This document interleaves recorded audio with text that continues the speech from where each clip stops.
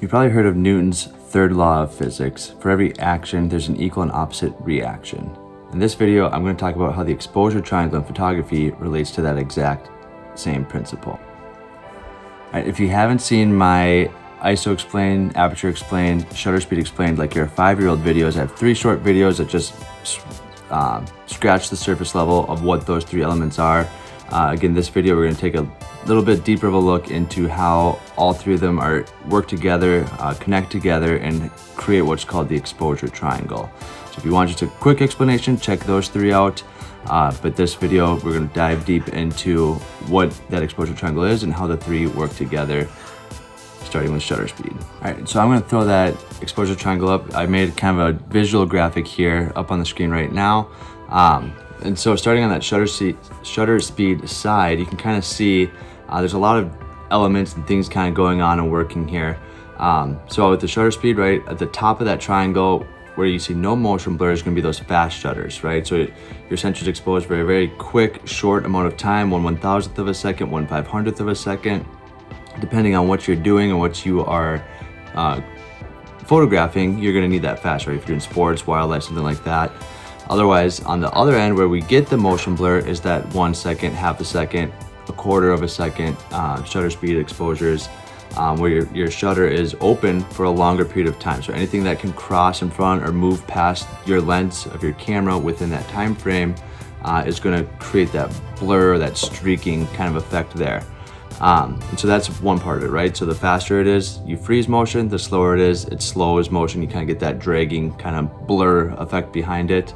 But the other part that we need to think about with that shutter speed is also light, right? If our shutter is going really fast and exposing it for a very short amount of time, 1/500th, 1/1000th of a second, that short amount of time is eliminating a lot of light coming in. It's not allowing a lot of light to come into the lens, making that photo tend to be darker. Okay, if we have this long drawn out shutters, 1 second, half a second, 1/4 of a second, so be it, a lot of light is able to come and pass through our lens within that time frame, allowing that photo to be brighter. Okay, so we have either a darker photo or a brighter photo based on just our shutter speed, and depending on where we're at on that side, we would need to move over to the other side of the exposure triangle, either side, ISO or aperture, and modify one of those settings or both of those settings to accommodate what our shutter speed's at currently. Okay, and so aperture, then kind of looking at that side, just other side of the triangle here as it's up on the screen, our lowest aperture setting, if we're at like f1.4 or f2.8 or something low like that, it's a very open, wide open aperture. So the diameter of my lens is wide open, letting in tons of light, okay? But that's also gonna give me a shallow depth of field, because that light is essentially distracting my camera from focusing further and further out, creating a blurred background or a blurred distance, right? It's just gonna have kind of a subject up close, and then everything beyond that's gonna be blurry.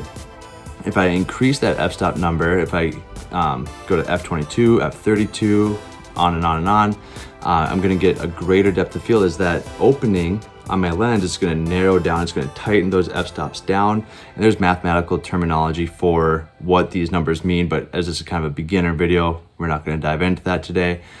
This is just kind of a deeper dive than what I've previously done. But as that aperture narrows down to a really fine hole or opening, it's going to be able to push its focus further out, getting you that greater depth of field. But right as it's a smaller opening, again, it's going to eliminate the amount of light that can pass through the lens. Okay, so lower f-stops wide open, light can pass in from all sorts of directions, kind of making that photo brighter, again giving us a shallower depth of field. You squeeze that f-stop down, that opening in your lens, you squeeze it down, and there, with that smaller opening, light is restricted. Not as much light can come in. It's going to make that photo darker. Okay, and again, every action has a reaction. So if I'm adjusting my aperture, I then need to adjust my ISO or my shutter.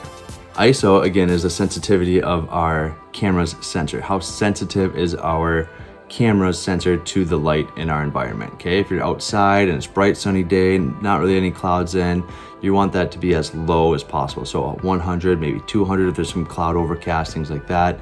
You move indoors into a room or a hallway, whatever it is, your basement, you're gonna bump that ISO up a little bit more, 800, 1600, right? Maybe you're in a dark gymnasium or auditorium or something. You're gonna need to bump that ISO up more because there's really dimmed lights. It's very dark in the environment, or if you're outside at nighttime, you need that camera to be, the sensor to be extremely sensitive to the available light because there's not a lot of light there, okay? But again, so the less sensitive it is, so 100 tends to make your photos darker, right? So if I'm in my basement right here and I'm at 100, it's gonna be a little bit darker of a photo. So I'd bump it up to 1600, 3200, and the more sensitive it is in those given environments, the brighter the photo is gonna get. So the higher the ISO number, the brighter the photo, okay? And so as a beginner photographer, you might be like, well, that's easy. I'm gonna just have my ISO up high all the time. Wrong, okay? You wanna keep your ISO as low as possible, especially if you're on more of a beginner level camera, you know, a cheaper beginner one they don't have as strong of sensors, whereas, you know, money gets you what you pay for. Nicer cameras have stronger sensors where they can handle more. But what you're gonna see, the more that you increase the ISO, because the sensor is taking in more feedback, taking in more, it's working harder essentially, you're gonna start seeing some pixelation or digital noise, people call it, or kind of that grainy, kind of speckled effect on your photos, which depending on what you're photographing, maybe you like that look, or maybe you don't, you want more of a clear look, right? If you're doing family portraits or something, you want nice, clear, crisp, but if you're doing like an artistic style photo, maybe that's kind of something cool that you want to incorporate. But so I'll kind of put on the screen here now, just my water bottle, right? So as I kind of go through here, you can see my water bottle, and I got it here on the sides, it's f100, then 800, not really so much. As I continue to go through 1600, right on kind of the side of my water bottle, you can start to kind of see where some of that grain comes in, that digital noise. And then 6400, definitely see it. And then 12,800, you definitely see it there. And just for fun, my camera goes up to 25,000 ISO, and it is horrendous, right? That's a ton of grain. And that's why you want to keep that as low as you possibly can, so that you don't get that digital noise in your photos, okay? And again, depending on your camera and the capabilities of it, higher end cameras have higher sensors, so you don't get that digital noise, you have higher ISO thresholds. Okay, so again, back to the exposure triangle and Newton's third law, every action has a reaction, right? So I adjust something on my shutter speed side. To maintain my same exposure, I need to adjust either my aperture or my ISO to accommodate that adjustment for my shutter. And you can keep kind of shifting through that triangle to get that perfect exposure. Okay, in mathematical terms, there's one perfect combination of numbers with your shutter, your aperture, and your ISO to get the perfect exposure for that photograph. But being photographers, we have a creative knack for that. We get to decide what that number is, right? There's a mathematically correct version, but we get to decide how we want to photograph it based on that, right? So we can find the perfect equation for our exposure triangle, but then depending on what effect we want and how we want the photo to look, we can modify and adjust those based on that. All right, so I hope that this video, it's not an all-inclusive explanation of everything. I get that, I know that. There's professional photographers, maybe watch, maybe come across it and you're like, this guy's not talking about anything. Again, I'm hoping to help you beginners out there get a better understanding of your cameras in the settings and the three pillars, I like to call it, ISO, aperture, and shutter speed. Your three pillars, understand them, understand how they affect one another. Every action has a reaction, right? So I adjust my shutter, how do I fix my aperture and ISO, adjust my ISO, how do I affect shutter and aperture, how do I adjust shutter and ISO.